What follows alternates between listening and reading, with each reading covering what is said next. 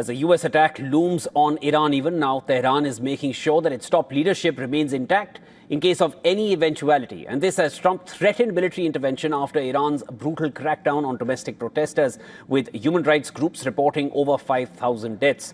Now, according to a report, Iran's Supreme Leader Ayatollah Ali Khamenei has been moved into a special underground shelter in the capital city after senior military and security officials assessed an increased risk of a potential US attack.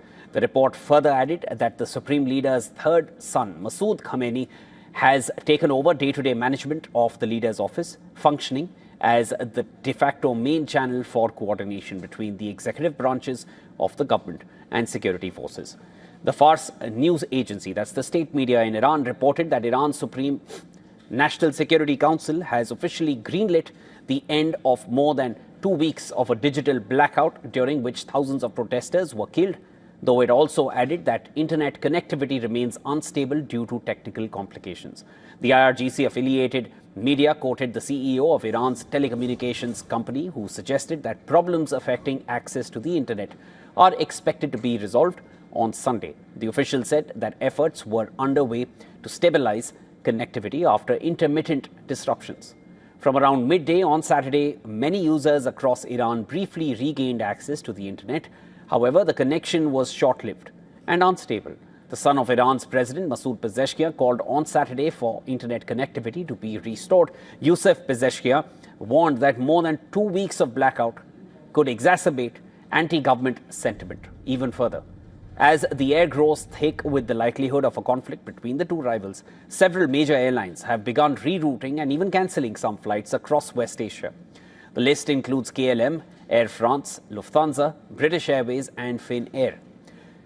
Along with this, human rights activist news agency said that on the 28th day of the protests, the death toll has crossed 5,400, while more than 17,000 deaths are currently under investigation.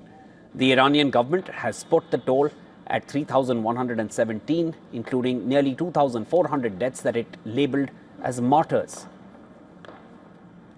On the other hand, Iranians around the world continue to hold rallies and marches in support of protests inside the country. One such protest was organized in the German capital, Berlin, where around 3,000 rallied to demand the removal of Iran's clerical leadership. Protesters prominently displayed Iran's pre-Islamic revolution lion and sun flag,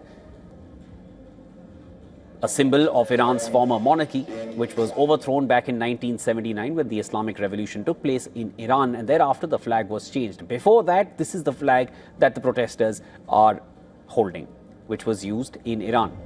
They also emphasized their opposition to being labeled supporters of the late Shah, even though they hold the flag which was used during the Shah's time in Iran.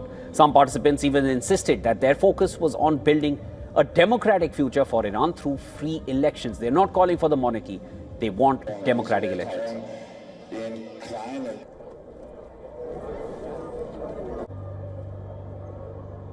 Most of these people here, they are younger generation who has been born after the so-called Islamic Revolution. So you cannot accuse us of being Shah supporters, and we all say we don't want to go back.